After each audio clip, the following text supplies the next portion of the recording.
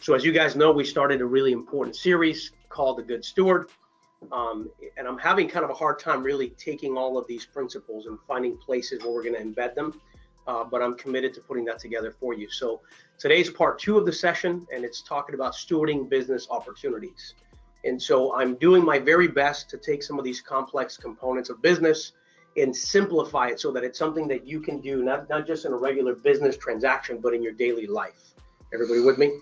And so I want to make sure that this is going to be very clear and that we're going to be opening your mind so that you can improve and grow and be more successful at everything you do.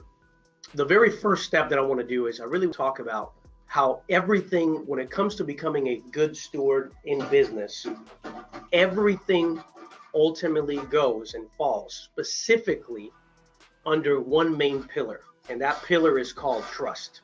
And the reason why I think this begins with the first principle, which is literally developing a proven faithfulness that you're going to prove to whoever you're working with, is because business is a partnership. Business is all about developing trust with one another.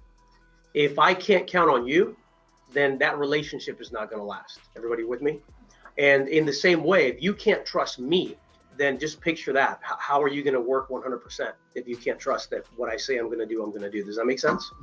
I'll give you a perfect example. We were joking about this because it's a family thing. I was just recently with the family over the weekend, and one of our family members, they sold the business because my father-in-law was very ill. And well, anyway, some of the family members stayed in the business while they transitioned with the new company who bought it. And needless to say, there has not been good stewardship in that business. So in the last year, they've actually run that business to the ground.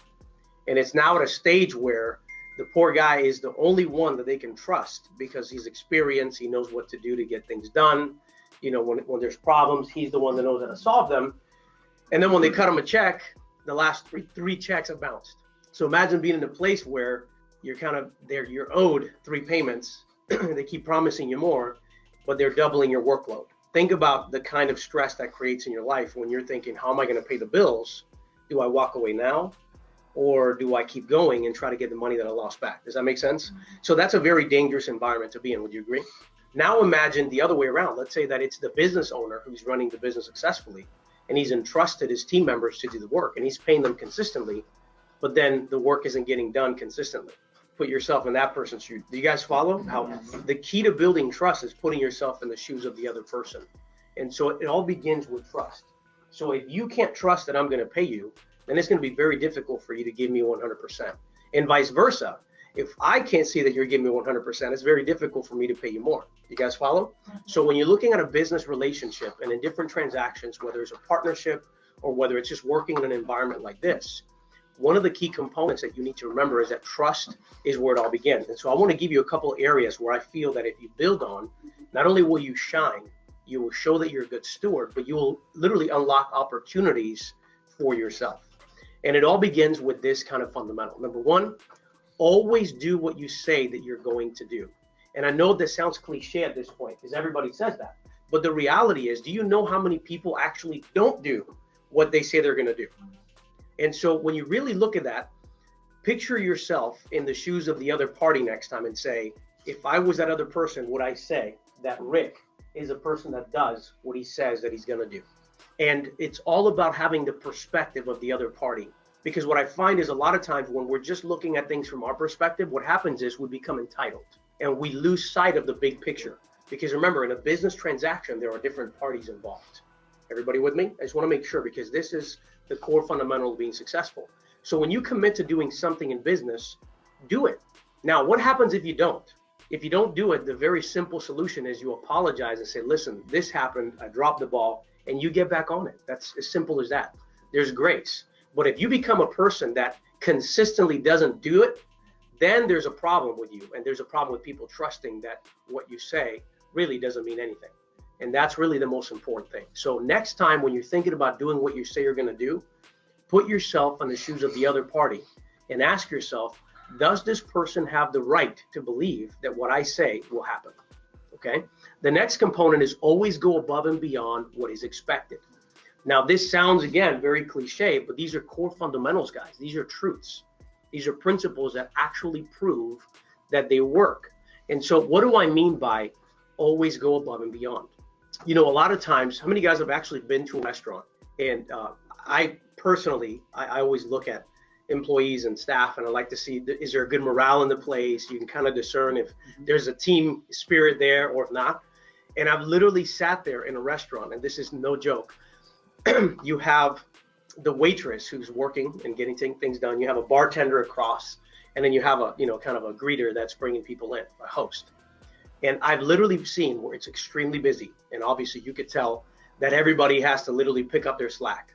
And I saw a couple of tables that were just completely just dirty and have been sitting there for a while. And one of the managers finally came up and asked, you know, the server, and said, hey, why haven't you at least picked up on this? I said, well, that's not my responsibility. So-and-so is supposed to be doing it.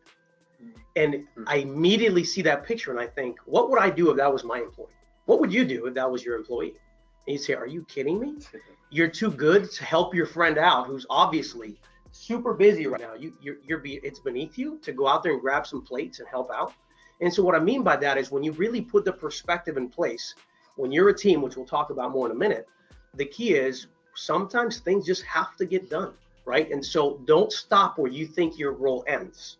If there's a need, meet that need and become a part of the solution, not the problem. So that's what I mean by when I say go above and beyond what is expected of you, okay? And one of the things that I'll give you, and this is a little nugget that I have found, one of the ways, and this was a long time ago, when I was literally first entering my sales career, I was actually on the phone as a telemarketer. I mean, that's pretty much what I did. And let me tell you that being a telemarketer for 8 hours a day, calling complete strangers that didn't really want what we had to offer, it was a hard sale. After a while, I mean, it just beats you down. I mean, you feel depressed. You're like, man, I'm really terrible at this. And so I just kept going, and I just committed to doing above and beyond what was expected. And I'll never forget, after I was done with the long day, I thought I was just done. That was it. I was so tired, I didn't want to have one more phone call. And then unfortunately, somebody called in, and he's like, man, I really need somebody to cover. So I heard the manager doing that. So I stepped up, and I'm like, you know what, even though I just want to go home right now, I don't want to take another phone call. Hey, if you need some help, I'll stay here a little longer if that'll help. And how far that took me. I mean, within 6 months, they were already giving me another opportunity to work somewhere else. Why? Because that was the moment that I was able to shine and go above and beyond what was expected. And what did that say to my leader who was over me? This is a kid I could trust. So the next time there's an opportunity, who am I looking for when I need a faithful person that I can trust?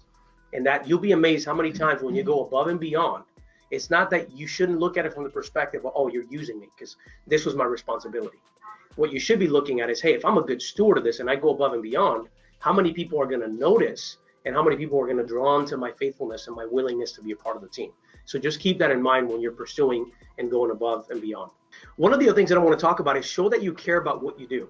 How many times have you been to a store or have you been somewhere where you know the person that is serving you or taking care of you doesn't care about what they're doing? It is, in fact, the least of the thing. Have you ever been there? I actually went to go get gas, and I had to literally say, hello? Hello? The lady was sitting there in front of me, and she's on her phone texting a friend, and she just looks up like, what? Like, what do you want? I literally wanted to grab her by the ear, pull her out, and say, you know how many people would give their arm to have your job right now? And you're sitting here squandering it, sitting there wasting your time on your phone, literally not even acknowledging a customer who's in front of you. So think about it from that perspective. So guys, when you're looking at being successful and you want to be a good steward of your business opportunities, it begins by caring about what you do. Care and understand that what you do has a key piece that ties into the whole business in order for the business to be successful. And what you'll find is the more you care about what you do, the better you do what you do, and the quicker you flourish and go to the next level. Everybody with me so far? And the last component of being faithful, this is the one that I cannot go without saying, is be consistent over time. Everybody wants something today, but not everybody's willing to be consistent at something over time to get to that place. And so if you want to be a good steward of your business opportunities and you want to prove that you're certainly a person that is faithful, then you need to be consistent over time. And it's the time period that refines you, it perfects you, it gets you to that place where you're sharp and ready for the next level. So don't expect something tomorrow. I know a lot of people here might go, great, I'm going to go above and beyond this week so that next week I can get another promotion. That's not how it works. Be consistent. Be that person that somebody can count on. And I guarantee you, you're going to build those steps to the next level over time. Everybody with me? So I'm going to leave all of you in each one of these principles and steps with a key question that I want you to ponder. And every single time that you're considering something, or maybe you're feeling down and you're not getting the results you want, I want you to ask this question. And this is what I call a power question. This is a question you should ask yourself. Have I given this person reason to believe that I can deliver what I say consistently? And that should be a question that you memorize. Because again, everybody wants to go to the next level, but nobody wants to be faithful in the place they're in right now. And so ask yourself this question: have I given this person that is over me, or this person that works with me, reason to believe that I can deliver what I say consistently? And if you can actually, if your answer is yes, absolutely, then you will see how all of a sudden you will progress, you will excel, and you will succeed.